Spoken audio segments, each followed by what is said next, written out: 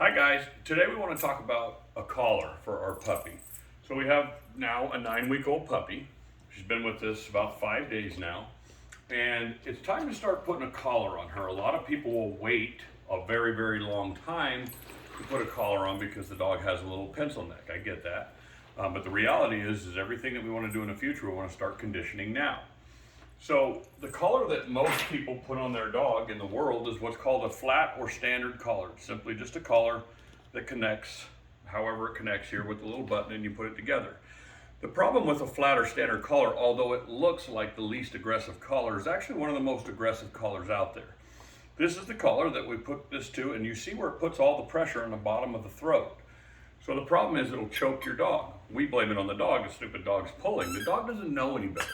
So they're going to continue to pull. Well, when it's choking your dog, it's putting pressure on the trachea and could cause a dent or medical condition of the trachea. So as good looking and soft as this collar is, it could cause some serious medical damage to your dog and cause a lifetime of a sensitive throat.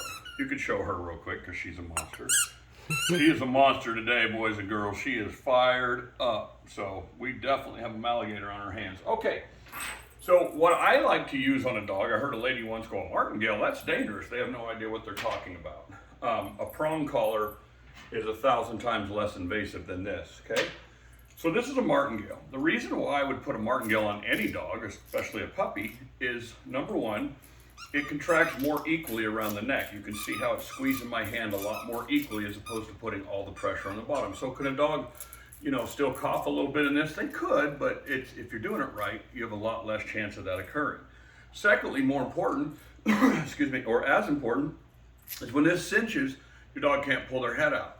People put these collars on and the dog pops their head right out and they're running out in traffic, getting killed by a car, running up to another dog. So then what people do, instead of using this, they say, well, my dog's choking, I'm gonna go get a harness. Well, all the harness does is teach your dog how to pull down the street, and you never get any control with the harness. I've seen dogs get out of every single harness there is. They just wiggle right out of them and flip right out of them, and they're off down the street. So then people say, well, I'm gonna go get a no-pull harness. Guess what, guys? No-pull harnesses are nasty. The no-pull harness is the harness that hooks up in the front, and you'll see when it's being used, it's putting pressure on the dog's shoulders. People think that those things are nice. Those things are nasty. They are putting serious pressure on your dog's shoulder while it's walking. That's why it works. So I don't want that kind of pressure on my dog's shoulder the entire time they're walking. In my mind's eye, that's going to cause some serious damage as well. So be careful, guys. Use whatever you want. But I've been doing this is my 23rd year, and I can tell you that this is much softer than anything else. Okay? So let's talk about, we're going to put that collar on her in just a minute. I'm going to show you how to hook it up. Let's talk about a leash. You can use any leash you want. I can tell you that those stupid extendo things are exactly that. They're stupid because you can't control your dog. Your dog's running amok. You just can't. You got that skinny little cord that can get wrapped around the dog, wrapped around yourself, and cause an injury. So get yourself a decent leash, whether it's nylon or leather. Most good trainers like leather leads. The reason why is they're very pliable. They're very light. You can get them any thickness that you want. The clasp on this particular one is very light as well. So I want a leash that's got a light clasp for a small dog. I don't want a big clunky leash. The leashes with the handles hanging off them and all that crap right here, they're very, very heavy and clunky. People think, I got that little extra handle there, that's going to be convenient. It's not that convenient. A, usually those handles are too short or too long, and B, they're just heavy and clunky. So don't get a braided leash that's got all the fancy braiding at the end because they're super heavy, right? And so, of course, you can still carry them, but when you go to pull on them, they're super clunky and they smack into the dog and all that kind of stuff. So you want something that's very light and pliable. Ooh, alligator teeth. You want something that's very light and pliable. So if you get a leather lead, if you don't know where to get one, you can get some decent one on Amazon. We can send you a link if you reach out to Norton Dog Training. We have our own leashes made in Pennsylvania by the Amish. We order them 200 to 400 at a time, so we generally have a few hundred of them around. And we order them very thin and very pliable, very nice. All right, and so now I want to talk about, before we put this on, not only should you take this young puppy on a walk every day, but how do we take him on a walk? Because we have to hide from parvo distemper. Okay, so those two things are nasty. There's other sicknesses out there, but those are the two main ones. And so how do I walk this dog on a leash every day if my vet told me to not take this dog anywhere? Well, A, you don't have parvo and distemper in your car, so take your dog in the car every day. B, how many times have you seen dog poop in the middle of the street? And the answer is pretty close to none in most cases. And the chance of that one poop that you've seen in your whole life having parvo or distemper type sickness on it is slim to none, okay? So I'm willing to take that risk. I need to get this dog on a leash as soon as possible. When they're young and gullible like this, they'll do just about anything for you. Okay, so she's not gonna walk well. As soon as she tugs, she's probably gonna be pissed off about it. So aside from taking your dog on a walk down the center of your street, when they're young like this, 8, 9 weeks, take them 4 or 5 houses, come back. People want to walk their dog in the house and in the backyard. That's fine, but guess what? Your dog's not getting desensitized in there. They need to get desensitized to the world. So by walking down the street, maybe a car goes by, maybe a kid on in a stroller or a bicycle. Dogs bark from other people's backyard. Maybe a neighbor's walking their dog by. These are all experiences that your dog should have at the youngest possible age. So within a few days, we've already begun the process of getting ready to take her. We haven't put the leash on her yet, but we're getting ready to start taking her on walks around the block, and you guys are going to see that as well. She's already walked a couple of houses with me out front, just off leash, following one of our anchor dogs or our mentor dogs, and she just kind of sticks with the other dog. This will be the first time I put a leash on her for training's sake. Okay, so now that I decided what collar and what leash I'm going to use and I'm going to walk my dog, what side am I going to walk my dog on? So there's all kinds of theories. Most people walk their dog on the left because a trainer told them that they're supposed to do that. Well, guess what? There's no rules, okay, in dog training, just like there's no rules in raising your child. However, there are things that help us in life or things that go better than others. So the reason why you would want your dog on the left-hand side throughout its life is because the world is set up right-handed. So even right-handed people shake hands. Even left-handed people shake hands with their right hand. And so if my dog's on the right, I hand the leash over, I go like this, my leash is coming across, my dog's probably gonna step forward. If my dog is on the left, stealing the leash, see, my dog's already on a leash. Come on, Fido. This is how you walk your dog on a leash, by the way. If you name your dog Fido, hey, don't eat my leash. Come on, puppy, let's go. See, it works. I don't even need a collar. Oh, and we're in a tug of war. So we'll talk about that too. So once my dog is on a leash,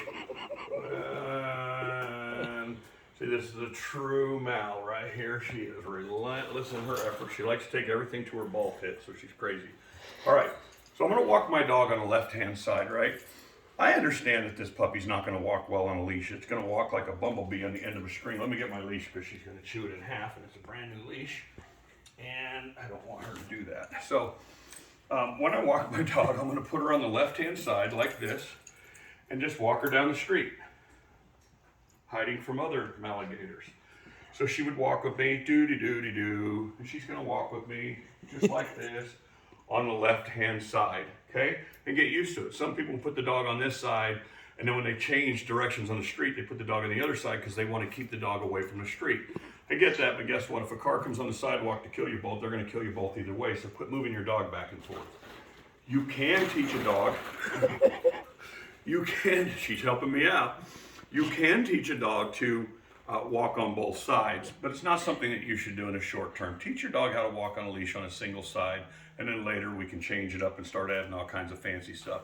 This dog will be taught how to walk on the left and right, but I probably won't even mess with the right side for a while. I'm gonna teach her her finished position, which is on the left-hand side with her collar next to my leg. And again, right now, I just want her to walk on a lead. I don't care where she walks, as long as she's on the left side.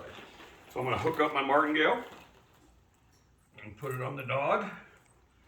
And she's got the leash in her mouth. And, okay, so this is normal puppy crap, right? Puppies don't cooperate very much because that's how they are. And that's exactly what we want to see. It's a nice little monster. Okay, come here. What do you got? All right, we're gonna get that hooked up. Come here. And I'm getting bit and all kinds of cool stuff. And people say that all the time. They say, man, when I get rid of my dog, it bites me when it doesn't want. That's okay. This dog's not gonna kill me any. All right, so she's on a leash. Here we go.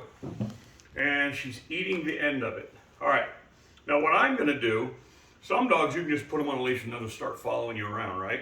Some dogs, they really don't like it and they back up and they panic like this, okay? I don't blame them. They got something attached to their throat that they weren't ready for. Boy, you're just being a monster. So what I'm going to do is I'm going to add a little positive reinforcement into the equation. And I have her attention now. So I'm going to give a little bitty tug on the leash, and then when she comes over to me in response to that tug, I'm going to give her a cookie. All right? So let's go. Here you go.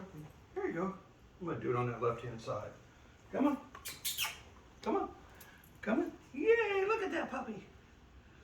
Good job, dude. And she's just going to run around in circles. Stryker, come here. Good job. Good job. Stryker. Good job. So she's thinking more about the food, which is fine. I'm going to take her mind off of this big scary leash as she gets used to dragging it around. Stryker, come on. Come on. Good girl. Yay! So pretty soon, she won't mind having that tied to her because she knows that it brings more reward. Okay? I'm going to walk away from her again, give her a little tug. Come here. Good.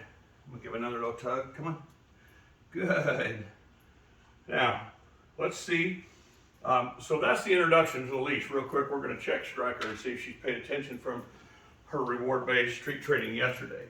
So I might work with the dog for 2 or 3 minutes on the leash like that. Just teach him to get used to that tug. And within a couple of days of doing that for a few minutes, I'm going to head outside and she's just going to kind of walk on my left. They'll kind of follow you.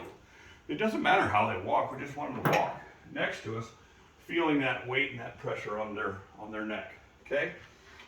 So that's our leash stuff. And so you guys should get that started right away. You want to get your dog acclimated to a leash as soon as possible, staying away from the stupid harnesses unless your dog's got some serious throat issues or something of that nature, and then you would definitely go to a harness. But I've seen even harnesses still put the pressure on the bottom of the throat because they're still wrapped around there. So consider the appropriate tools. Get a martingale. So when you do the martingale, by the way, you're going to hook to that mechanical ring to where you got the mechanics. If you hook to a fixed ring on there, it's going to turn back into a flat collar and put all that pressure on there. All right, so let's just see where she's at real quick with her positive reinforcement. Come. Sit.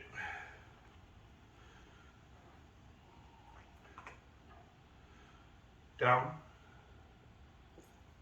She likes to plop over. Stand. Good. Let's see where she's coming along with her name. Stryker. Stryker. Good. Stryker. Good. Stryker. Good.